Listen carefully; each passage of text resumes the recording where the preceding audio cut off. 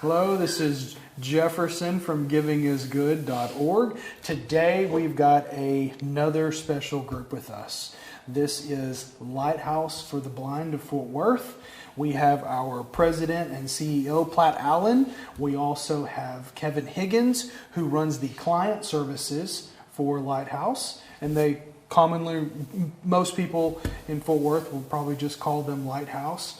It's a very unique type ministry, organization, nonprofit, 501c3. I think it's kind of all encompassed there. Y'all help a bunch of different people do different things. It's a little extraordinary in the fact that they also have a manufacturing side.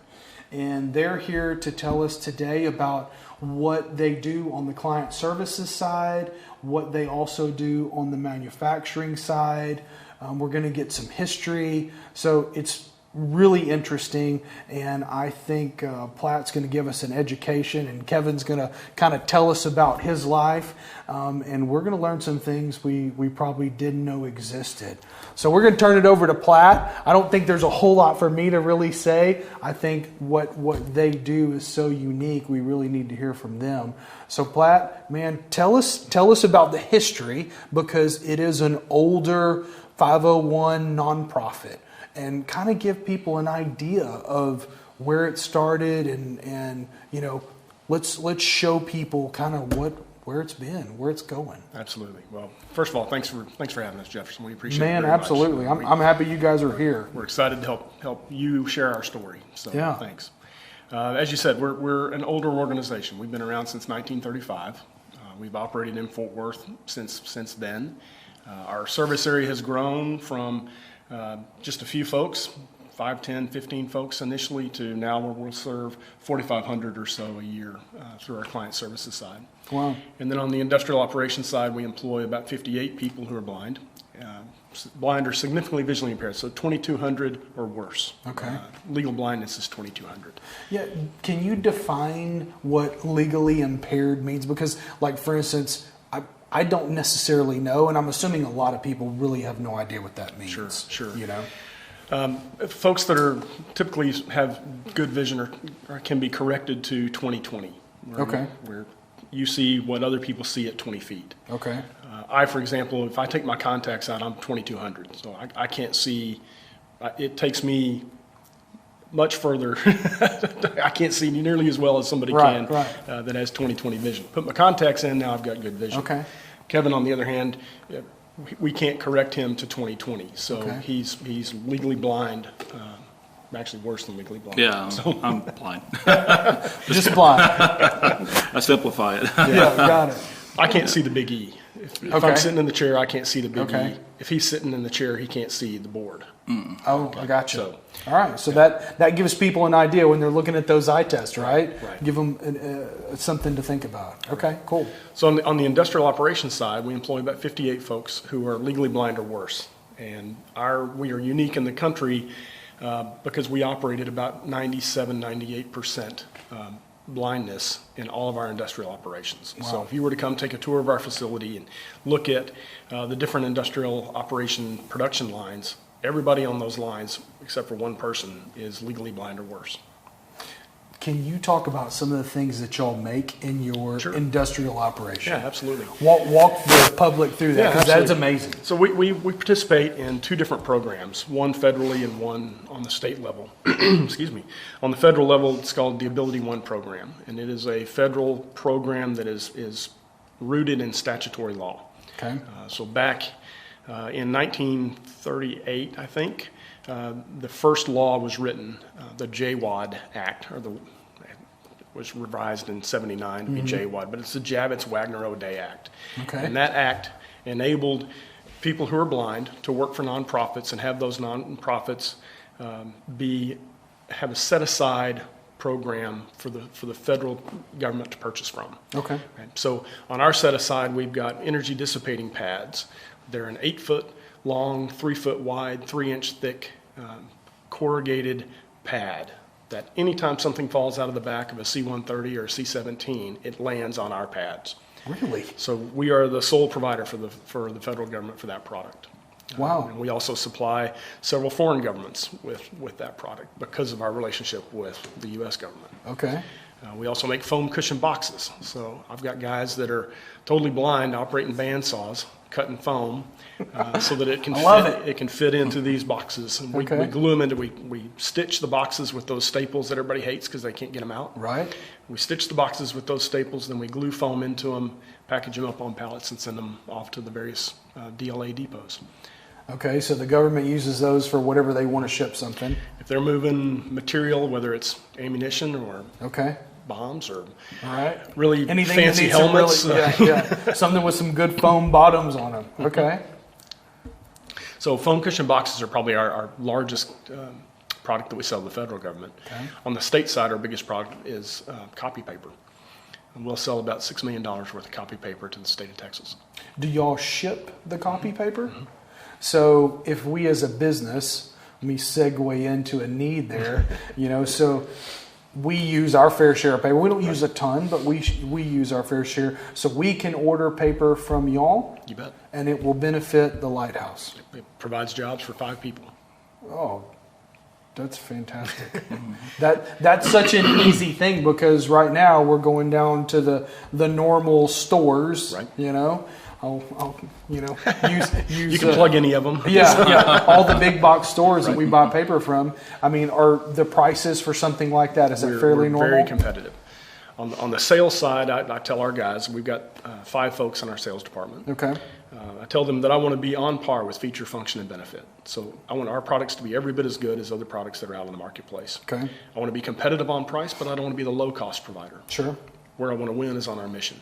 Okay. So if you choose, if our product is every bit as good as what you're buying today and we're at a competitive price, then why wouldn't you buy from us to support the employment of people who are blind? Absolutely. I agree 100%. Therefore, we will probably start buying all our... Be fantastic. We've got to get with whoever orders all our paper and find out how we get paper. All right. So simple need there. If you have an office and you're buying paper, you could be buying your paper and having it shipped directly to you via Lighthouse. So carry on. Absolutely. So those are our 2 biggest products on the state and federal side. Okay. We also have commercial businesses. Okay. We have an optical lab. So we optical lab. Which I love the irony of having someone who's blind making glasses for somebody who can see.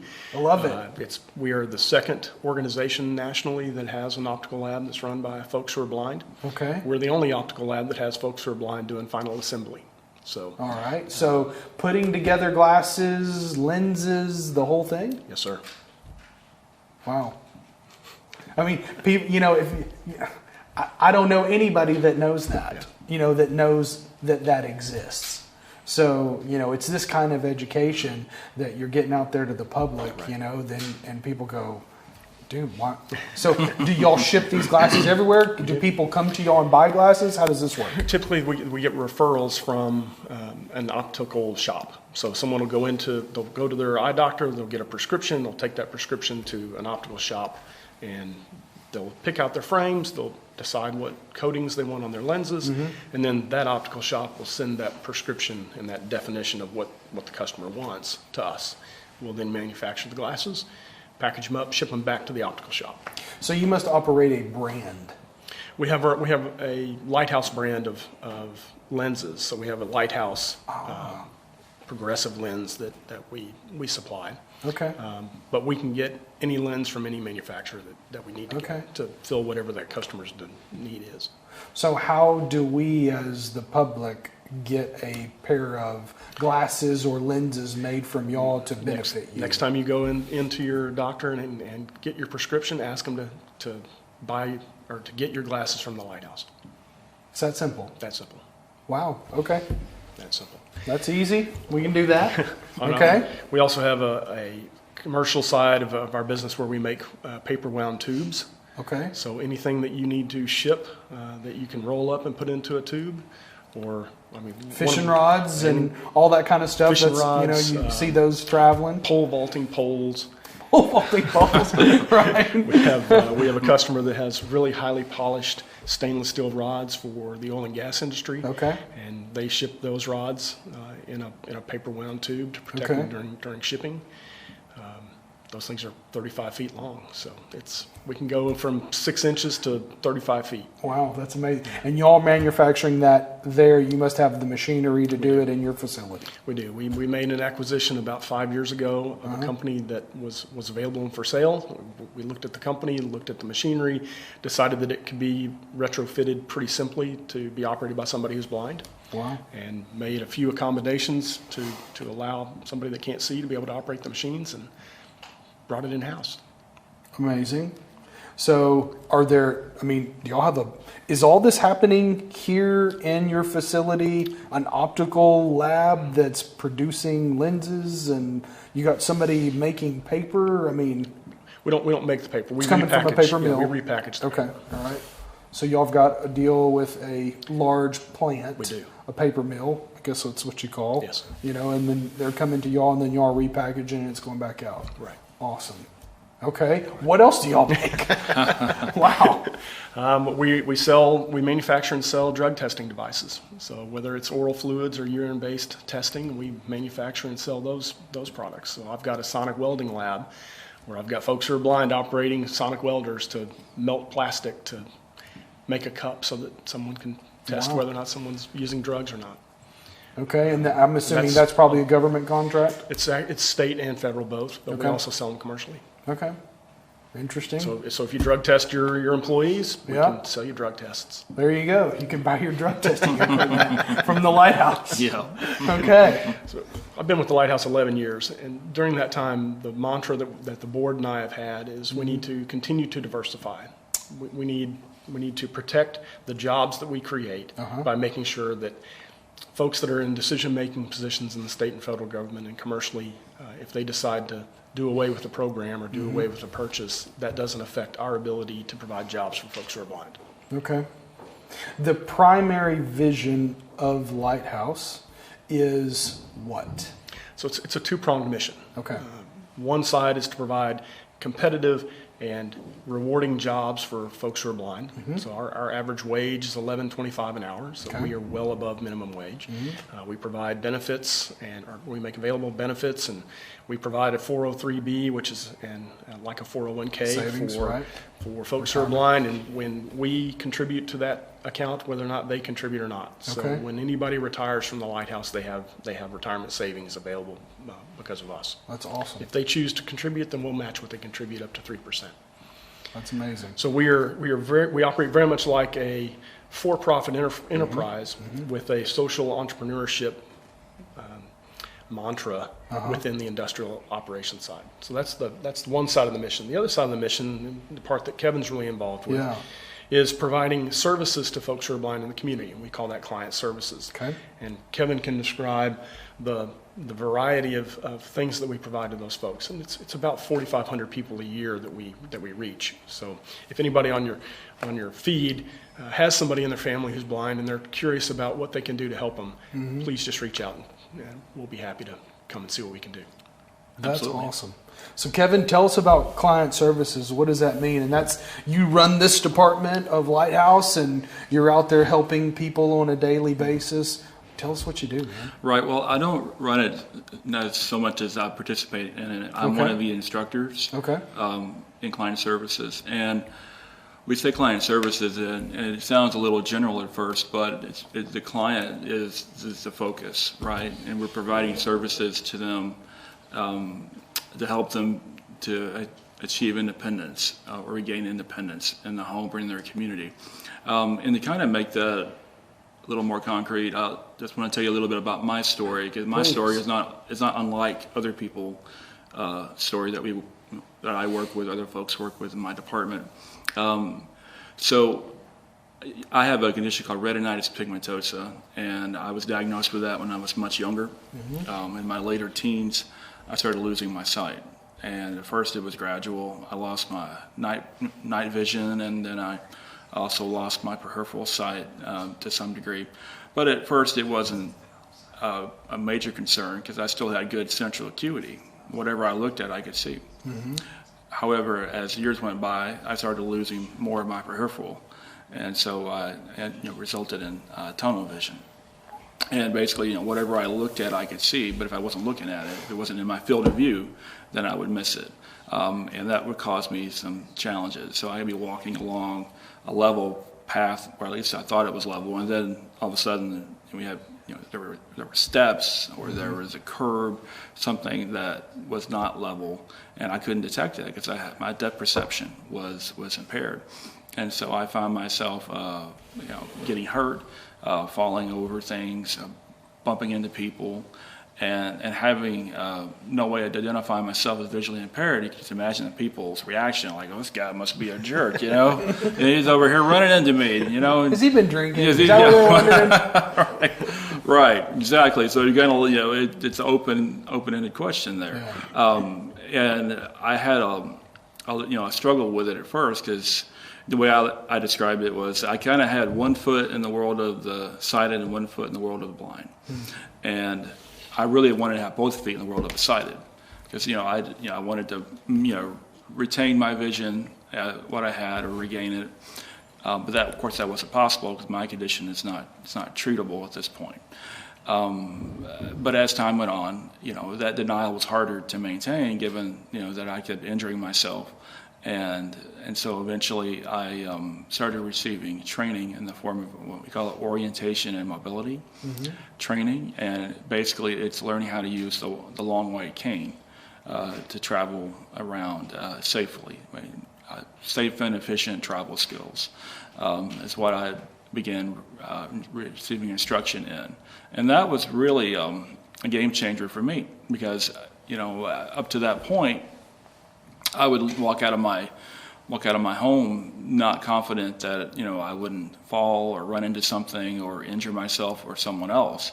And with having that cane in hand, it really allowed me to travel more confidently, knowing that I can detect what's ahead of me, what's coming around the curb, so to speak. And so that gave me back a sense of confidence and a sense of I can do things now that perhaps before I didn't think I could. And also I received other types of training. For example, assistive technology, learning how to use computers with speech output. That allowed me to get on the internet and to do email and word processing and things that just normal folks do every day, right? All those computer tasks that we do. And that was, very helpful, because then I was thinking, well, if I could use a computer, then maybe I can go to college. Because I use computers in college. Were you getting all your training through Lighthouse? Is this part of Client Services? I was living at the time. I was in Arkansas. Okay. I was going through a rehabilitation program there with a facility. To be exact, it's called Lions World Services for the Blind. So I received a certain percentage of my training there, but also I moved to Texas, and then that's where my training continued on.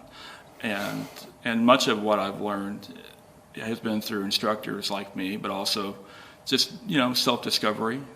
The thing with what we do is we give people the tools and the techniques to equip them to continue that self-discovery, to think, what's my potential? Because a lot of folks in the beginning, when they lose sight, they start off with thinking, well, I can't see. What can I do? Right? Is how high should I set my expectations in life? Can I even go outside, check my mail without getting lost? Or can I prepare a meal for my family without injuring myself or burning my home down?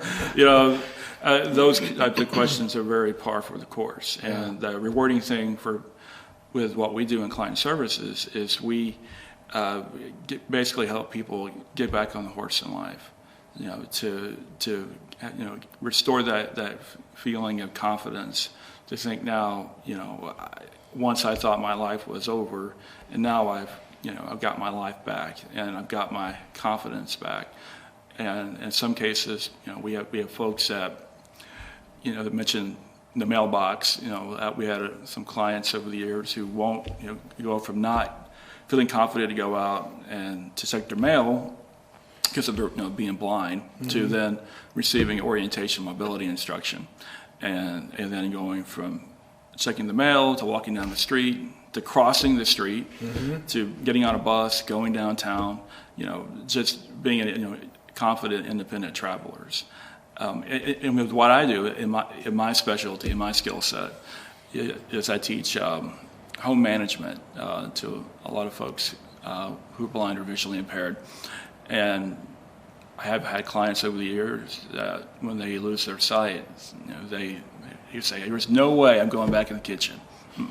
No way, I'm not doing that." Because you're retraining them. Right, retraining. Yeah, and a lot of times their fears are two things. First, I'm going to burn my house down. Yeah, absolutely. Secondly, I'm going to cut myself, because how can I handle knives if I can't see?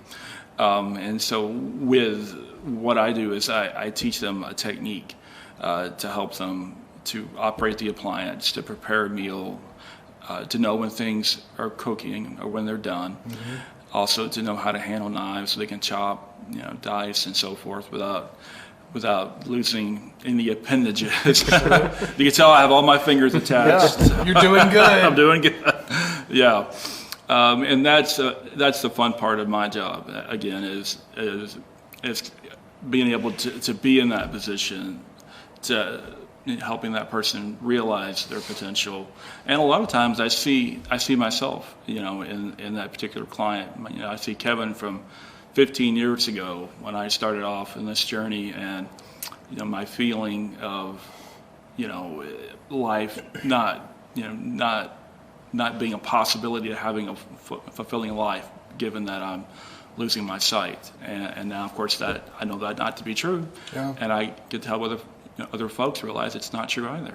So we really don't think what it's like to retrain ourselves if we were to lose sight. And you're back in there retraining people at every level, whether they as they're going through this process, because you've been through this journey. Absolutely. I guess if you were born blind, you learn all of that without you learn it that way. But if you lose your sight throughout your life, then you have to start retraining and learning everything again in a different fashion. Absolutely. So you're there helping the families and the individuals come back to that independence and gain and regain that. And so often what happens is, with my students in particular, is they know a lot more than what they think they do. Yeah. But because they're of their blindness, they talk themselves out of doing things Interesting. that they would otherwise do, because they have concerns about being in the kitchen, for example. Safety. And I tell them, you know how to cook. Yeah. But the knowledge is in your head. You just need to learn an accommodation, an adaptation to help you continue doing it safely and independently. It's just the same is true with learning how to use a white cane. The form of orientation mobility. The instructor doesn't teach the person how to walk. You know how to walk. It's just a matter of giving you, an accommodation, a bridge over the chasm, if you will, to get across that barrier and then continue onward. Just to share a story about a client. We had a lady who came to us. Well, actually, her children brought her to us. She had been hit in the back of the head with a boot and lost her vision because of a separation of the optic nerve. Okay. So she was a battered wife. And Okay. She left her husband, took the kids with her, and for about 3 years she did nothing but sit on the sofa. And the children decided that mom needed to get up off the sofa. Okay. So they contacted us. We put them in touch with our orientation and mobility instructors. They went out to her home, convinced her that she should get off the sofa and start walking. Start living. Yep. So the first task was to teach her how to navigate her house. Okay. That was about as far as she wanted to go. And then we got her out on the front porch. And so she walked out the door. And then we got her down to the mailbox. And so she went to the mailbox. And then we got her to go down the street. And helped her figure out where the bus stop was. And she got enough confidence that she went down to the bus stop. And then she finally got the gumption to get on the bus. And at the end, we ended up putting her down, getting her from her home, gave her a shopping list to go downtown and buy something from a store. Sure. Gave her the directions she had to follow. And she walked out of her front door and ended up at the store unharmed. Her children were following her with their cell phones. Sure, she made it. Taking the movies of mom. Yeah. And she was so excited when she achieved the goal, when she knew that now she didn't have to be stuck on the sofa. Now she's back to being a model. She's back to being a mom. She's an entrepreneur. She's got a speaking gig that she does, telling her motivational stories. So here's a woman that thought life was over, and with just getting up and starting to walk, she changed her own life. Suffered from domestic abuse, then blindness, and now she's out speaking and probably inspiring others. Absolutely. Telling that story. What a story. Yeah. So how many people in DFW, Dallas-Fort Worth, or Fort Worth that y'all serve, what's the population of the community that you help? Absolutely. It's estimated right now that there are 37,000 people in Tarrant County who are blind or significantly visually impaired. So 2070 or worse.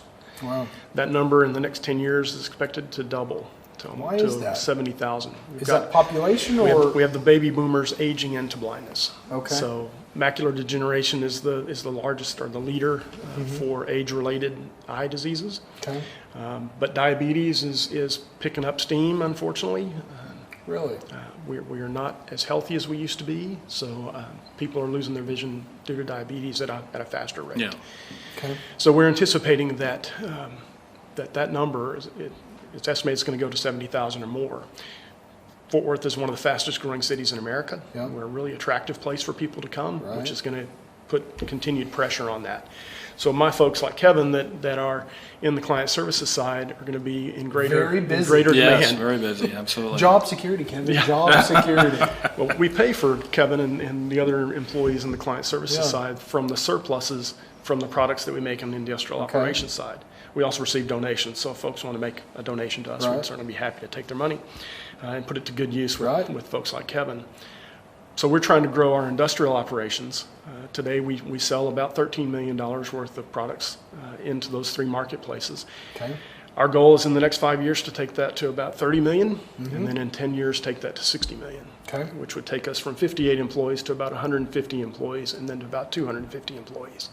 And whenever, just as a business thought process, when you say 13 million in sales, that doesn't account cost of goods. We don't want people. That's correct. We That's don't want just people to our think, revenue. oh, they make 13 million. No, That's not profit. Okay, No, 13 million is just the sales, and then your cost of goods go against all that. Cost So of goods it takes a and- lot to run a manufacturing facility. It does. Right? We run at about a 19% gross margin, and It's phenomenal. we take that 19% and plow it back into the organization through hiring more employees Right. that can serve folks in the community, or buying new operations Sure. for us to So sell, you can manufacture more things. create more jobs. So you are an entrepreneur, basically. Very much You're so. running this big conglomerate of entrepreneurs as you're manufacturing things, and then you're taking that income, you're putting it back into the Lighthouse so that Kevin and other people like Kevin can be out helping and motivating and inspiring other people that are suffering from different variations, types of, and at different levels of blindness as it comes on through life, right? And helping them in client services.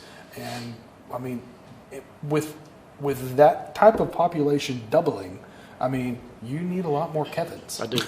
Right? I do. People helping to just start to retrain and reach out and find those people and give them that purpose that get them off the couch. Absolutely, get them off the What couch. an amazing story. We're one of the newest pieces to the client services tool bench, I guess, is Yeah. that we have been granted the contract to be the Assistive Technology Evaluation Center for North Texas. So today What is that? there are three centers in the state, one in Houston, one in Austin, and one in San Antonio. Okay. So if you're a blind person in Tarrant County or in North Texas, you have to travel south to go and have someone evaluate the different types of assistive technology that are out there, the tools that Kevin talks about, teaching folks how to use. You have to go south to get that evaluation done. Now we have a center here in Fort Worth in our facility where we're going to be able to do that evaluation locally.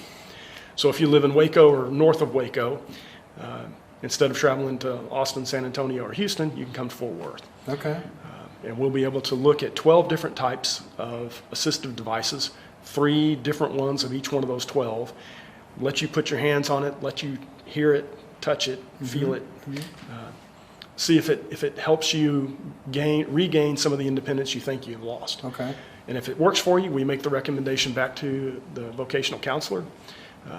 The state will purchase the product for the individual, and then we'll send Kevin or somebody else out to their place of work or their home to train them on how to use that device.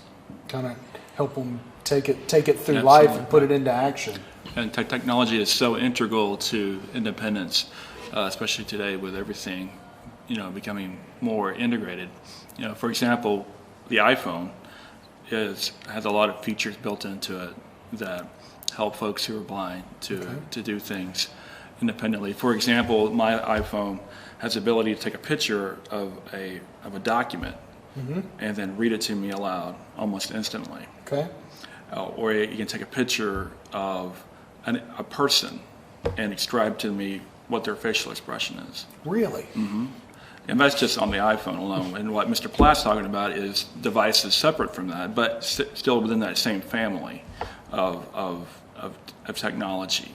And that was what was so integral in my journey, was helping me to get to where I needed to be. When I was in college, I originally was a history major, and they would require that I had that I read books for particular classes. So they'd give me a book about this thick, and I'm like, well, there's a problem here. I can't see to read it. So what I would have to do is I would have to take it and I would scan it into my computer. Okay. In my dorm room, for example, and each page, and I would scan it, and then my computer would then read the page out loud to me.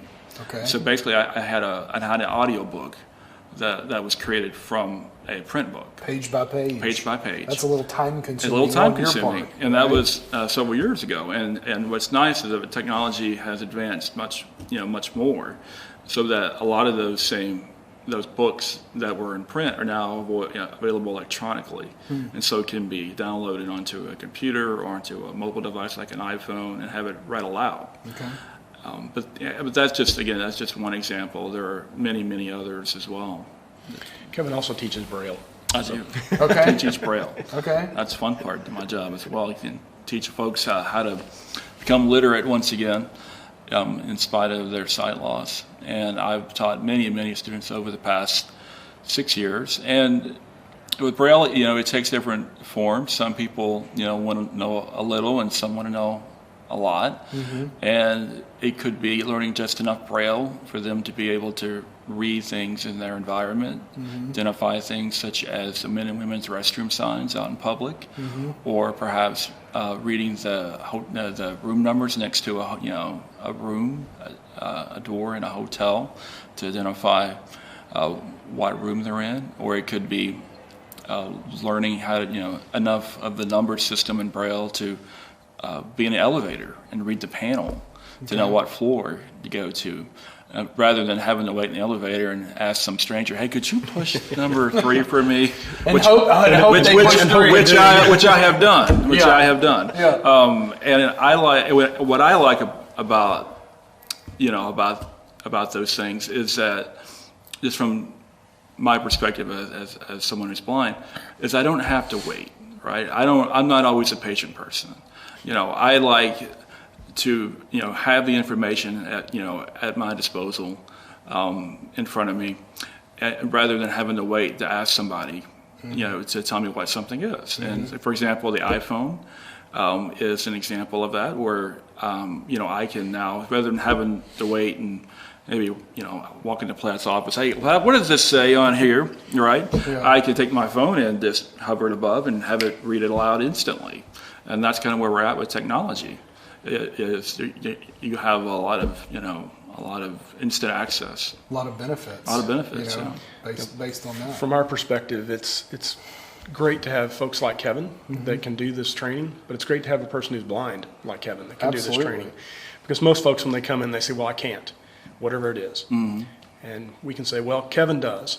Yeah. And he does it as, And it's hard to argue with does that. it as a It's blind hard person. to argue with. Kevin, just sorry. If I can do it, you can do it. Yeah, right. We just have to Right. get There's no you there. excuses if No you're talking to Kevin. Yeah. I get it. You know, and the way, what helps me to understand kind of this journey of independence for a lot of our clients, and even for me, is when you lose sight. You know, imagine, if you will, a bank account, but instead of money, it's confidence. And oftentimes, people's confidence is in the red. There's a deficit there. And when we began providing training, be it orientation and mobility or independent living in the home or assistive technology, that deficit goes to a credit eventually, where and the credit is confidence that they're getting back, courtesy of the training that we're able to provide out in the community. Absolutely. That is, so many things we take for granted, right, Kevin? I mean, just in your normal day life, you think about what it was like before you lost your sight versus how you live now, and it's just the little things that we just take it for granted, right? And then you end up in a very different point of life, and you are retraining yourself. Absolutely. And now your story is you're retraining other people. I mean, so what a fantastic journey, for you to be able to accomplish what you're accomplishing, and now to be able to go back and help other people. There's a lot of people that truly appreciate that. And it gives everybody a perspective. Sure. And, and oftentimes we find with individuals that there is a fear of blindness, a fear of losing one's sight, and it can feel overwhelming to consider living life without the vision you currently have, or no vision at all. And one of the aspects of what we do is we're educating. We're educators. We're out in the community and we're educating folks about blindness, and that blindness is not a terminal disease, right? It doesn't mean that your life is over, and that through Lighthouse, if you have access to what we do, then you're going to receive the training and the tools necessary to help you, to live that higher quality of life. Absolutely. What a story. It just goes back to the education of where you guys have taken this, and when did you come to Lighthouse, Platt? It was a little over 11 years ago. 11 years ago. And now you are at the helm, taking it, expanding the manufacturing side, expanding the client services side, and probably getting prepared for the next generation, the baby boomers, as they're coming in and needing help, right? And what a quest to undertake, because it is different. Now, the wonderful thing is that there are technologies coming that Kevin's, educating me on, and that is probably no telling what's coming technology-wise, right? There's probably things we don't even, lots of things we don't know it exists that are coming, and we'll all be astounded when they get here, when the next generation invents them, and we go, holy mackerel, where was that 30 years ago? Right. You mentioned earlier about the computer I had. It's amazing looking back, because the computer I had was this big desktop, and I had a scanner. It was like 2 pounds. It was a huge scanner. Yeah. And I think about all that was involved with scanning books and making them accessible for me as a student. Now that same technology fits in the palm of my hand. Right.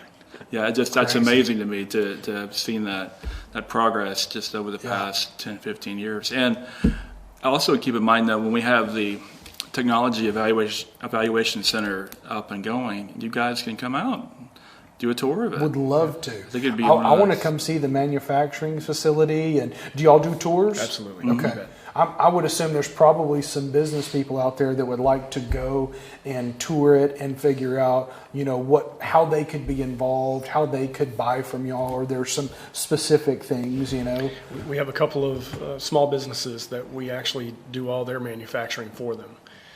There we go. For entrepreneurs that create their own small business, they're usually the best salespeople they have, and they really would rather not spend their time putting their thing together. They'd rather be out selling. Right. So we take on all the back office and all the manufacturing and all the distribution for those entrepreneurs, so they can go out and sell their product. Wow. So somebody could invent something and then have portions of it manufactured and sent to you guys, or you guys could manufacture it as well? We can do any part of that Could value source it. chain that they want us to be involved in, That's amazing. from sourcing raw materials to final distribution. And benefit a true organization that is providing life skills, jobs, all kinds of things for a group of people that could really use, everything that's coming. Right? Our business is really unique. That is very unique. There's nothing we do for selfish purposes. Yeah. Everything we're involved in is targeted towards either creating jobs for folks who are blind or serving folks who are blind in the community. And as the leader of the organization, it's really simple for me to keep that focus. Yeah. I'm amazed. It's amazing what you guys do, how you do it, how long you've been doing it. And you live it every day, right? You and Kevin both are living this every day, and it's very normal for you. But for people in the community, people in the public, we don't necessarily know it exists, right? So for somebody to run across you guys, and they may only be shown something about y'all because maybe they have a family member that's suffering from a form of blindness, versus being able to come through Giving is Good and learn about what you do, in a normal basis. So, we thank you for coming. Absolutely. But do y'all have any needs that we can specifically address? As you are, there's a bunch more issues coming with the amount of population. So let's spend a little bit of time talking before we wrap up about what needs you have as a company / organization / nonprofit that you can kind of speak on, because I think people would want to hear that. Well, my head of development, Lisa Fellers, would be very disappointed if I didn't tell folks that, Please. First and foremost, we'll accept donations. Yeah. Okay. We're a 501c, Absolutely. we're a 501c3 tax exempt organization. Okay. So if you're so inspired to write us a check, we'd be happy to cash your check and put it to good Good. use in either providing jobs for folks who are blind or serving folks in the community. So Okay. we accept donations for both. We also have an endowment fund that if folks want to make a gift that continues to give, we'd be happy to accept their gift to our endowment fund. And that endowment provides about half of the money we need to provide the employment for our client services side. Okay. So we're always in need of money. That's Absolutely. for any nonprofit. Whoever's in charge of development would be very upset if the head of the organization didn't tell them we need money. So I Lisa, understand that. I checked the box for Lisa. Yeah. Selfishly, I'd love for folks to buy our products. Yeah. If you consume copy paper, please buy it from us. Sure. We'd love to be your provider, your supplier. And it probably takes a lot of copy paper to make enough money to generate, because paper is, it's not a really expensive thing. So you got to sell a bunch of volume. Pretty skinny margins. Yeah, absolutely. To be competitive. Yep. We sell about $6 million worth of it a year. Yeah. So I'd love to double that number. Yeah.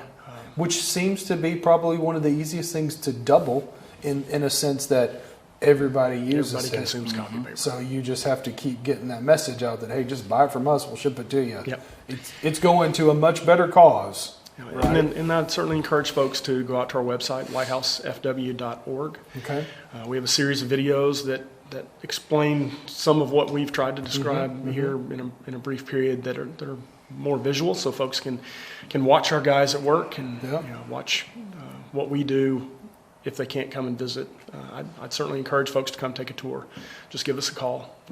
The number's on the website. We'd be happy to show folks around and let them get a feeling of what we're accomplishing every single day. Absolutely. Super interesting. So, simple needs. Nonprofits need money. That's pretty basic. Charities, ministries, organizations, nonprofits, 501c3s don't operate unless people give. Now, what's unique about Lighthouse is they are also manufacturing. So you have the ability to come to them, purchase goods that they manufacture to help them keep going. And think about it, they've been going since 1935. So they've got some things figured out. There's obviously a need, and they have some special people over time that have probably been able to fund a good portion of it. But just the concept of y'all's machine feeding itself and generating income and money so that Kevin can be out there helping more people on a daily basis is phenomenal. We've only been in the fundraising business for about 6 years. Wow. So up until 6 years ago, we were limited in how we could expand. Yeah. Because we could only grow as fast as we could generate surpluses to reinvest. Right. Now with our fundraising arm, we're able to grow and expand faster. Phenomenal. I appreciate you guys coming. Our pleasure. Thank you for having us. Yeah, thank you for coming and telling your story. You know, You bet. it's wonderful to meet people like you. You inspire us. You make us think a little differently every day, and you're out there helping somebody every day that we probably would never have the chance, and we don't have the ability to really help them like you do. You know? Thank you. So you are an inspiration, and we appreciate you coming and telling your story and being a part of what we're doing. So I thank you for that. Platt, keep doing what you're doing, man. Yeah. What a cool company to run. It is. As a guy in business for the last, several years and running businesses and owning businesses, it's exciting to see somebody like yourself running a company that is doing what it does and how many people it benefits. It's very important. Yeah. And I know you know that, yeah. but from another businessman's perspective, it's really, really awesome to see and hear you do what you're doing. It's a lot of fun. So we appreciate that. You bet. We thank you so much for coming. My pleasure. Thank you. You bet. Thanks for having us. Thank you, Kevin. Thank you. All right. Thank you.